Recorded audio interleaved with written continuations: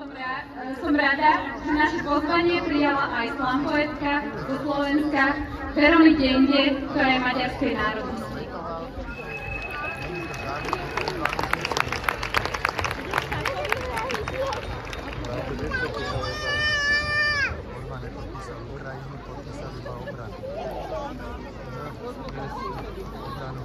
Sziszegbese szolgálok, aljas, nyomorító hatalmakat. József Attila. Ani svičiac neslúžim podlým, úbohým mocnostiam. Attila József. Volám sa Denga Verony, v preklade Verony Slabá. Nie som politik, nepatrím k žiadnej strane. Patrím k vám, k ľudu, patrím k Slovensku a patrím k Európe. Ale táto krajina aj tak ma odjak živa vyplúva, lebo nie som slovenská a iba slovenská. Tak pozrite sa mi do očí.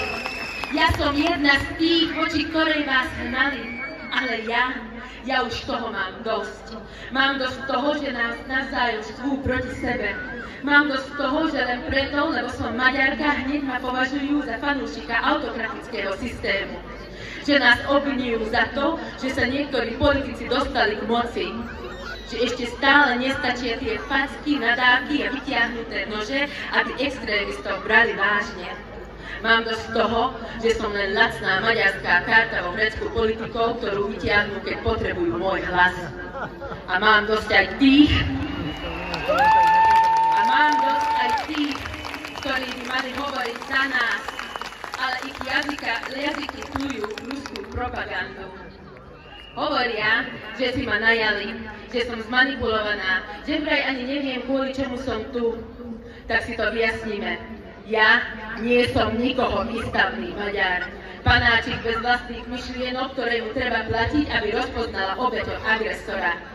Ja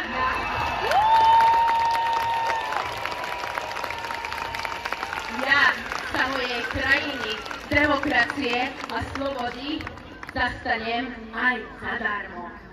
Už len kvôli tomu, lebo som videla, ako Maďarsko pohltilo seba, ako v štátnych televíziách sa vysiela propaganda, ako cenzurujú knihy, ako ľudia strácajú pracoviská kvôli nesúhlasu. A potom prišiel ten veľká voda a takto jeden z mojich domovov išiel dolu vodou, potom Fico sa naučil opisovať od susedov a už by aj môj slovenský domov deformovali s tými špinavými, dezinformovanými rukami.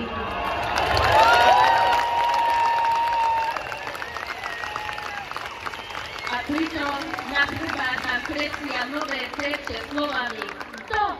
To im ide, ale starať sa o ľudí to nie. Však naše problémy vyriešia konšpiračné teórie. Čo si myslíte, keď už poslali naspäť Ukrajincov, vyliečili gejov, asimilovaní Maďarov, pokrstili moslimov, segregovali Rómov, to bude ďalší. Aktivisti, chudobní, postihnutí, tlstí. Tá nenávisť sa nestratí, len sa presmeruje na inú skupinu. Je toľko ľudí, ktorých môžeme nenávidieť, že je čoraz ťažšie si vybrať. To bude ďalší na ich zozname. A potom, to tu ostane, len tá heteroproruská, vlastenecká, bielá rasa. A tá rovnaká fasa, kámo!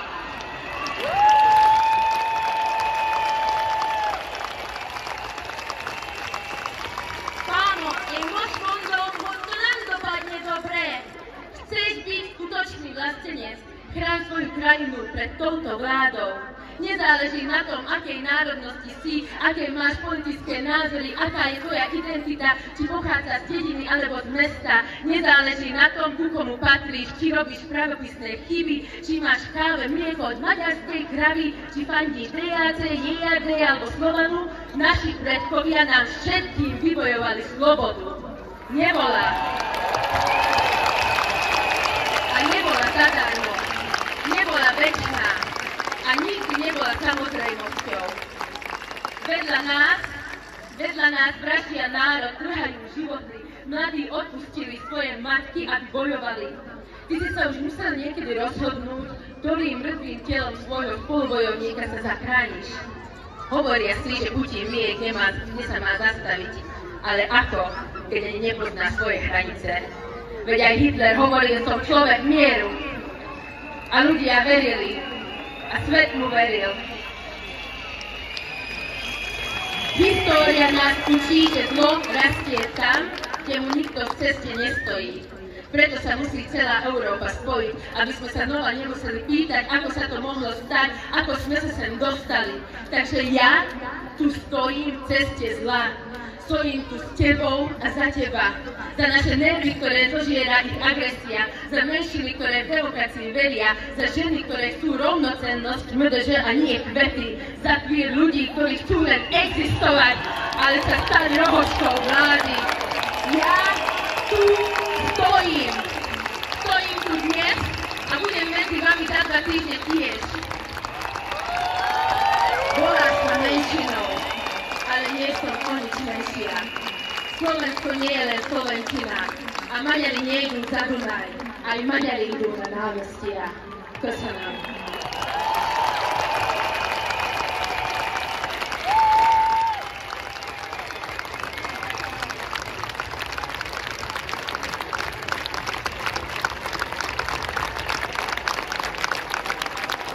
Ďakujeme Verovi Dende za jej odpovedané slova. My veríme v tolerantnú a slušnú krajinu, v ktorej sa ľudia všetkých národností nebudú báť o svoje životy.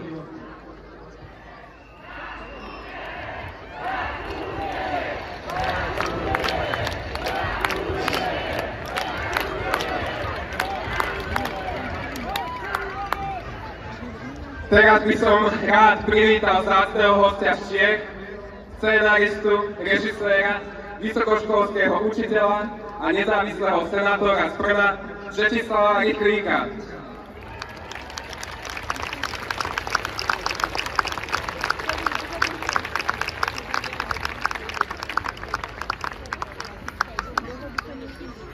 Dobré odpoledne nebo dobrý podvečer. Slobodní slovenští občané, ahoj! Dobrý podvečer, Evropané! Když jsem si ráno v Praze bral toto tričko, vůbec jsem si neuvědomil, že je to 175 let, kdy se narodil můj krajan, moravský Slovák jako já, Tomáš Garrigue Masaryk. To tričko je zajímavé ze 2 věcí. Je na něm nápis, který je nutné si připomínat hlavně v éře pseudovlastenectví. Láska k vlastnímu národu nezakládá nelásku k národům jiným. A to tričko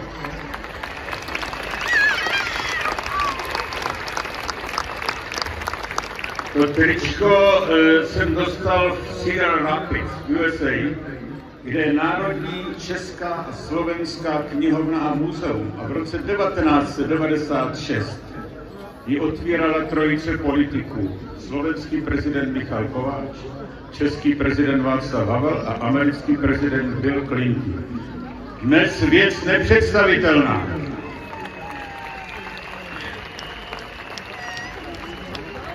A říkám si, co se od té doby s námi stalo. Co se stalo od listopadu 89, že vy musíte chodit na náměstí. Nás to možná čeká, protože váš rodák vyhrožuje, že udělá u nás po volbách slovenské pořádky.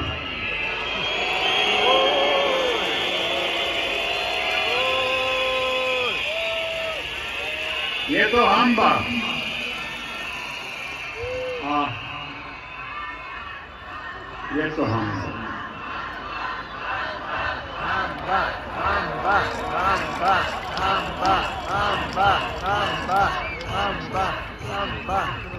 A proč by vůbec někdo měl s občany dělat nějaké pořádky? Co si to dovolují? Já vůbec nechápu, co to je za drzost, že politici takto malých zemí, takto malých národů uvažují o tom, že by vůbec odešli z Evropské unie. Evropskou unii založil, nebo její myšlenku přinesl náš československý občan, šlechtic Richard Coudenhove-Kalergi, který měl československý pas po první světové válce. Byl to projekt míru, spolupráce, hospodářské, lidské. A politici, jak vaši, tak naši, kteří uvažují vůbec o tom, že by z té Evropy odešli, hazardují z budoucnosti našich národů. Takto malé národy by zanikly. Nemáme jinou šanci, než být součástí evropského demokratického společenství a nemáme jinou šanci, než se projevovat jako lidé a humanisté, to znamená stát na straně Ukrajiny. Ukrajina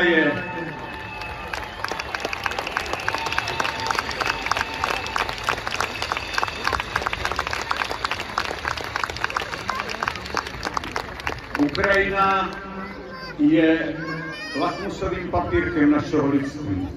Ukrajina je lakmusovým papírkem taky síly demokracie v tomto světě, když máme dojem, že je to takový Mordor, který se teď snáší na nás. Ale není to tak. Vy jste důkazem toho, že lidé, kteří mají lásku ke svobodě a k demokracii, jsou silnější než ti, kteří vás chtějí zavlézt do těch penat. Já vám za to děkuju, já vám děkuji za tu vaši lásku, že chodíte vytrvale na ta náměstí. Odčinujete taky hanbu, kterou někteří vaši politici páchají v Evropě. Odčinujete taky hanbu, která dopadá i na nás.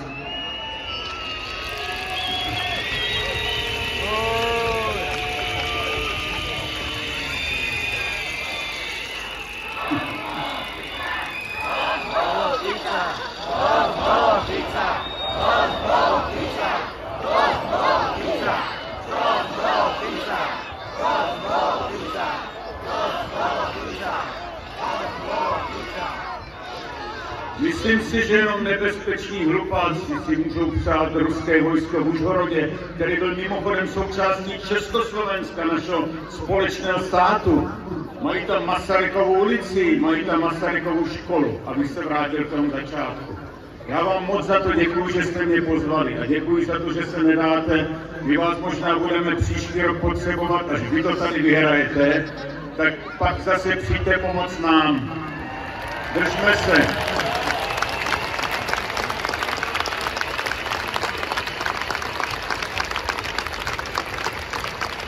Pravda a láska vyhraje nad lží a nenávistí. Děkuju.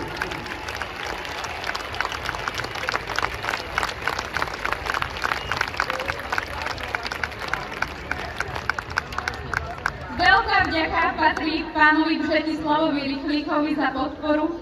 Vážime si, že stojíte pri nás v týchto ťažkých časoch. Slovensko sa spoločne s Českou republikou stalo súčasťou Európskej únie a dnes nám táto vláda odkazuje, že má s nami iné plány. Ukrajina bojuje aj za našu slobodu a my jej musíme v jej boji pomáhať. Vláda v mene Slovenska opakuje, že nebudeme pomáhať napadnutému susedovi. Možno si to ešte neuvedomujeme úplne všetci, ale skutočne žijeme v prelomovom čase.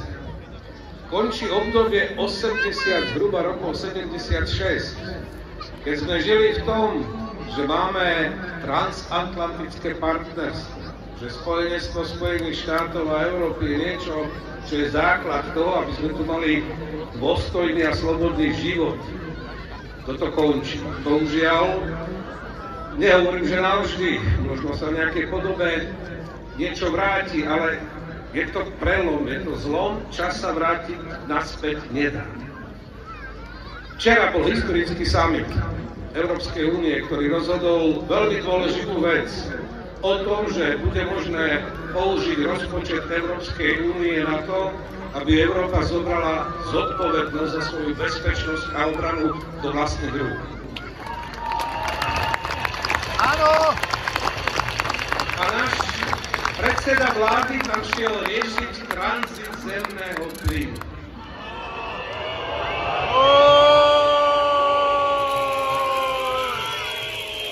On rieši, lebože prichádza ten zlý Zelenský, ako mám interpretovať, riešiť všetky, to máte pravdu, absolútne súhlasím. Je mu ľúto, že nemáme príjmy z tranzitu. Ale prečo ho nemáme? Pretože Putin začal vojnu proti Ukrajine. A pretože Nemci Francúzi, Taliani, ostatní si ten plyn nekupujú. Prečo nezobere Nemcov, Francúzov, Talianov za ručky a nejde do Kieva a do Moskvy riešiť tento problém? Prečo uráža ukrajinského prezidenta a ten dobrý Putin v noci, keď sa on vrácal z toho samitu, znovu, asi sledujete tie informácie, znovu masový útok cielený na plynárenskú infraštruktúru Ukrajiny?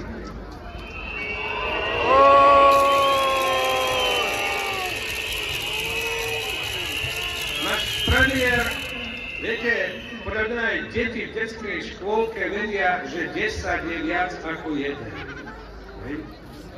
On nevie, lebo on ide riešiť 140 miliónov eur, o čo bude podľa SPP drahší nákup iného plynu, ako nakúpime od iných dodávateľov a dovezieme inými cestami. Na strane druhej Národná banka Slovenska hovorí, že len to, že sme súčasťou jednotného trhu, generuje ročne 20 miliard eur. Čo je viac? 140 miliónov eur alebo 20 miliónov eur? Kto nám ich kompenzuje? Čína? Baterkáren Šuranov 1,3 miliardy eur na niekoľko rokov. Trump tu bude investovať. Putin? Je to absolútne choré. To je pragmatizmus zahraničnej politiky našej vlády. Pár slov k tomu, čo on hovorí, že suverénna zahraničná politika. On môže búchať pesťou po stole v Európskej únii, kde ho počúvajú aj Nemci, Francúzi, ďalší.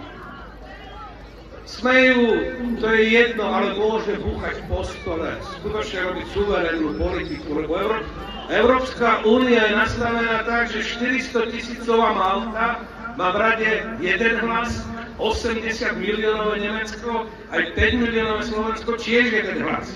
Máme tu takéto pravidlá, preto tu máme takýto projekt, ale jeho suverénna politika nás vedie kam? Do vazalstva a do sveta, ktorý bude vyzerať tak asi ako jeho účasť na tej konferencii konzervátorov, teda konzervatívnych politikov, ktorá bola Spojených štátov amerických, kde Trump si nenašiel ani minútku, aby sa s ním pozdravil. On sa s ním chcel veľmi vyfotiť. Nič.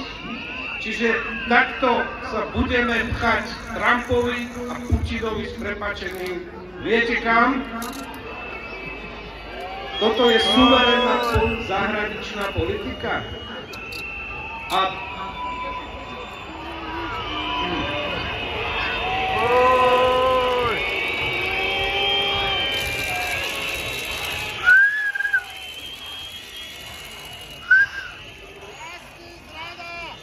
Macron už pred rokom francúzsky prezident Macron zvolal summit líderov do Paríža 26. februára 2024, že poďme sa rozprávať, že čo ak Trump vyhrá voľby a naplní to, čo sľuboval, že sa na nás vykašľa.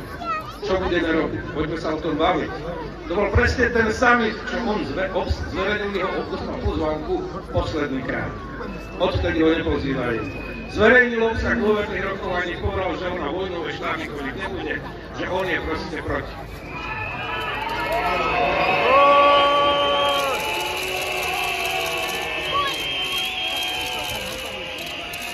On hovorí, že čo to hovoríme, že ho obvinujeme, že však oni nechcú odísť z Európskej únie. Ale on sa izoluje v rámci tejto Európskej únie s najbližšími spojencami, od ktorých závisí prosperita, teda už aj bezpečnosť. To, aby sme tu žili normálne, dôstojne, slobodne, v demokratických krajinách, na toto on proste kašľa.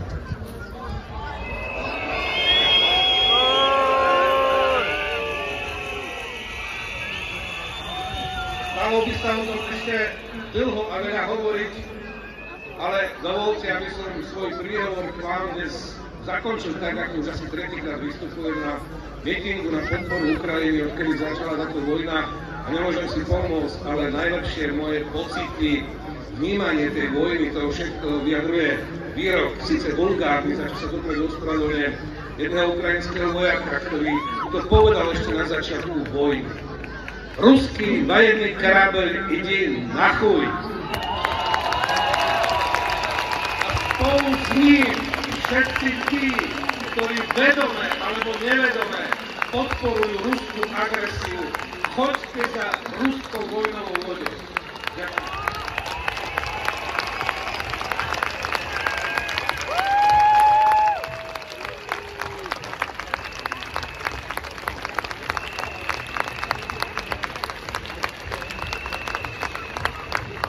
Ďakujeme pánovi profesorovi Dulebovi a veríme, že spoločne tento zápas vyhráme. Ide o našu budúcnosť, ide o Slovensko. Tu je dôležité povedať, že naša sila a súdržnosť sa prejavila aj v zbierke Munícia pre Ukrajinu, kde sa vďaka vám podarilo vyzbierať 5 miliónov eur.